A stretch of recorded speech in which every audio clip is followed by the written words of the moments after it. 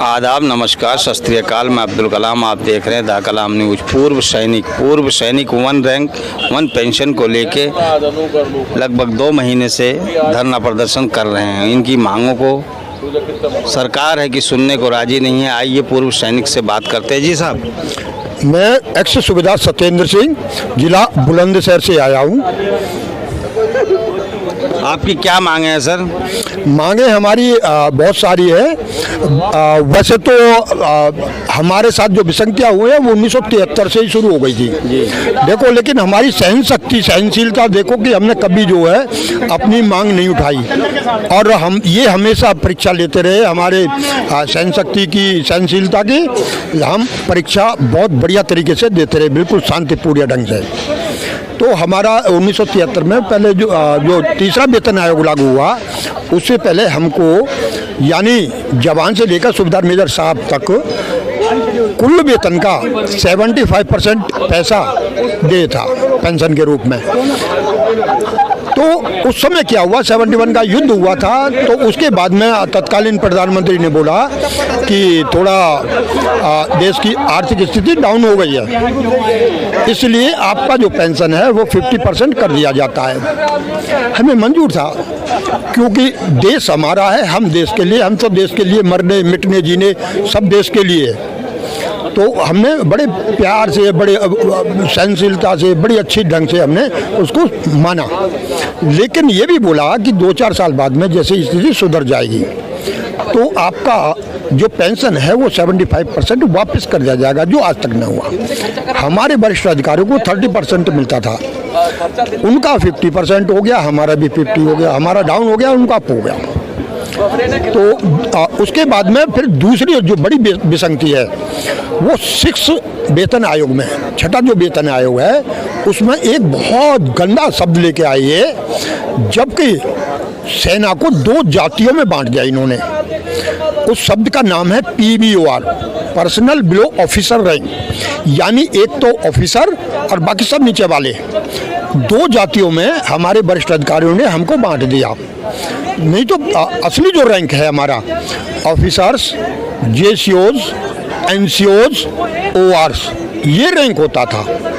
लेकिन इन्होंने हमारी जो है बेइज्जती करने के लिए, हमको ले डाउन करने के लिए इस PBOR शब्द को गढ़ा। उसके बाद में बहुत सारी विसंगतियाँ इन्होंने की। जो हमारा JCO साहिबान है, जो गस्टेड 2nd क्लास अफसर है, उसको इन्होंने नॉन गस्टेड बता दिया। किसने बताया सर? ये हमारे वरिष्ठ अधिकारियों ने। अच्छा। जब ये पे वेतन आयोग बैठा हुआ था तो उनको गलत भ्रमित कर दिया सरकार को। जी, सरकार को नहीं, जो टीम बैठी हुई थी, और सरकार को भी, क्योंकि वो तो सरकार के पक्ष में भी होती है और सरकारी ही होते हैं वो लोग भी। तो वहाँ जो है हमारे साथ में बहुत विसंख्या की, हमको नॉन गस्टेड का किया। बाद में ये बात भी हुई तो इन्होंने माना कि हाँ ये गलती से हो गया है, ये गस्टेड हैं। और मेरे पास सबूत है कि हम जो है तहसीलदार है, BDO हैं, AO साहब हैं, इन और सर्किल इंस्पेक्टर साहब हैं, इनके समकक्ष रैंक के हैं जो JCO साहब होता है, जो नायब सूबेदार साहब होता है। लेकिन इनमें बहुत ज़्यादा जो वेतन है वो हमारे JCO साहब को एक पुलिस के हवलदार के बराबर कर दिया, जबकि होना चाहिए था गस्टेड के हिसाब से, क्योंकि इनका इंस्पेक्टर भी गस्टेड नहीं है। पुलिस का इंस्पेक्टर नॉन गस्टेड होता है और हम तो गस्टेड में। हमारा तहसीलदार और BDO और AO साहब और सर्किल इंस्पेक्टर साहब इनके लेवल में होना चाहिए था, लेकिन हमको इन्होंने मिट्टी में मिलाने में कोई कसर नहीं छोड़ी। जबकि चाहिए था ये कि जो है ये हमारे वरिष्ठ अधिकारी हैं तो उन्हें भी जो है अपने नीचे वालों का ख्याल रखना चाहिए था, उन्हें हमारे पक्ष में कोई बात बोलनी चाहिए थी। लेकिन हमेशा ये हमारे अपोजिशन में रहे, हमारे को उल्टी ही बातें, मतलब ये कहीं अच्छी तरह जो है इनको तनख्वाह ठीक ना हो जाए, ये कराते रहे सब।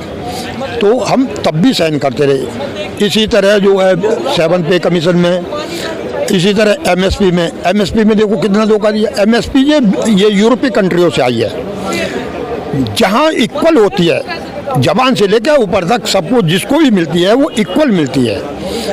लेकिन इन्होंने अपना कब्जा कर लिया, अपना ऑफिसर का तो ले लिया 15,500।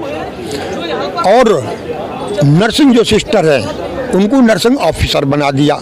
ये रिश्ता कुछ तो कहलाता है उनको भी, जबकि उनका कोई जो है रिस्क नहीं है, कोई जोखिम नहीं है। उनको जोखिम बत्ता किस बात का, रिस्क अलाउंस किस बात का, उनको लागू ही नहीं होना चाहिए, लेकिन इन्होंने लागू कर दिया। उनको 10,800 और हमारे जवान से लेकर जेसीओ साहब तक, सुबेदार मेजर साहब तक 5200, 5,200। तो इतना बड़ी विसंगतियाँ इन्होंने की है। और OROP तो मैं मानता हूँ कि ये कोई दवाई नहीं है। OROP किसी चीज़ की दवाई नहीं, ना ये कैप्सूल है, ना ये कोई टैबलेट है, ना कोई सिरप है, और ना कोई गुट्टी है, ना कोई इंजेक्शन है। ये तो एक बीमारी के रूप में इन्होंने बना दी। जो मैंने आपको फर्स्ट में बताया कि 1973 यानी तीसरा वेतन आयोग लागू होने तक जो हमें 73% पेंशन के रूप में दिए था पूरे वेतन का, तो वो उसका आधार और इसका आधार जो OROP है, आधार एक ही था। यानी OROP न बोल के इसको बोलना चाहिए था कि जो पहले से वो जो तत्कालीन प्रधानमंत्री ने बोला था कि 2-4 साल में थोड़ा स्थिति सुधर जाएगी, आपको वापस 75% कर दिया जाएगा। लेकिन ऐसा हुआ कुछ नहीं। अब प्रधानमंत्री ने जिसने भी घोषणा की है, अब तत्कालीन ने नहीं किया तो कम से कम वर्तमान प्रधानमंत्री जी को करना चाहिए, जो भी प्रधानमंत्री थे उनको करना। घोषणा किस PM मोदी जी ने किया था या मनमोहन सिंह जी ने? नहीं, ये तत्कालीन 1973 में कौन थी? इंदिरा गांधी जी थी। इंदिरा गांधी जी थी। 71 का युद्ध लड़ा था, उसका हवाला देते हुए कि आर्थिक स्थिति डाउन हो गई है, तो ये किया था। तो लेकिन फर्ज तो बनता है, उसके बाद में कितने प्रधानमंत्री हो गए, और आर्थिक स्थिति भी आज बताते हैं कि विश्व की 5वीं आर्थिक अर्थव्यवस्था है। अगर 5वीं आर्थिक अर्थव्यवस्था है तो क्या जो है, जो किसी तत्कालीन प्रधानमंत्री ने किया था, वर्तमान को नहीं करना चाहिए वो? इससे पहले पूर्व सैनिकों ने कभी सरकार का मतलब अपनी पेंशन को लेके कभी विरोध प्रदर्शन किया नहीं, धरना प्रदर्शन किया नहीं क्या? नहीं, यही हुआ OROP के बारे में। तो OROP वही चीज़ है, OROP अलग से कुछ पहले तो जनरल सतबीर ने भी बड़ा धरना प्रदर्शन किया था। तो सरकार उस टाइम क्या मतलब ऐसी मांगों को मान लिया था जो पूर्व सैनिक घर चले गए थे? उन्होंने क्या है, हमारे जो वरिष्ठ अधिकारी हैं, सरकार को गुमराह किया। अच्छा। और गुमराह करके कंधे पे हमारे पे बंदूक रखी, हमारे कंधे पे बंदूक रख के हमारी संख्या बल दिखाकर, देखो हमारे साथ में इतने लोग हैं, इतने सैनिक हैं, और अपना उल्लू सीधा कर लिया उन्होंने। उल्लू सीधा करने का मतलब अपना बढ़वा लिया। हाँ, उनका पेट ना तो आज तक बढ़ा है ना बढ़ेगा। हाँ, पूर्व सैनिकों सेना को देखो, सेना के अंदर खूब लूटते हैं, खूब जितना सेना में भ्रष्टाचार है इतना सिविल में भी नहीं है। अच्छा। हाँ, तो हम तो ये भी बोल रहे हैं आदरणीय प्रधानमंत्री, कुछ विवरण तरीके से बताएंगे क्या मतलब ऐसा क्या भ्रष्टाचार है? हर साइड में भ्रष्टाचार है, बहुत लंबे चौड़े भ्रष्टाचार है। बस हवाले देते हैं सिक्योरिटी का, CBI नहीं जा सकती, कोई और जांच एजेंसी नहीं जा सकती। अभी CAG वाला ही देख लो, CAG की छोटी सी एक रिपोर्ट आई है, उसमें जो है 58% जो है AMC के जो डॉक्टर है खुद अपना ही जो डिसेबिलिटी पेंशन ले लिया, 58, और जवान जैसे जो है ये टोटल 11-12% है। तो कितना बड़ा जो है ये भी तो भ्रष्टाचार है। और हर चीज़ में भ्रष्टाचार होता है साहब, हर चीज़ में भ्रष्टाचार है।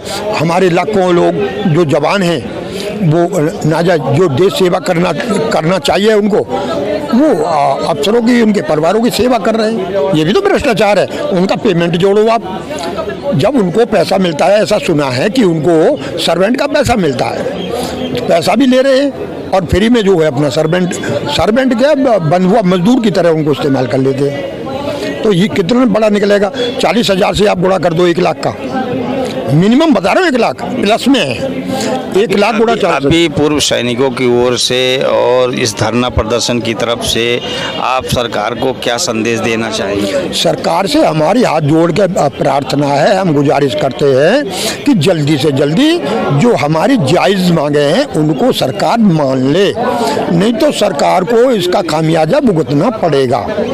देख लिया आपने, पूर्व सैनिक ने अनुरोध किया सरकार से कि हमारी मांगों को पूरी कर ले। ये जंतर मंतर से धरना प्रदर्शन जारी है। आपको क्या लगता है कमेंट बॉक्स में ज़रूर बताएं और चैनल को सब्सक्राइब करें। जय हिंद, जय भारत।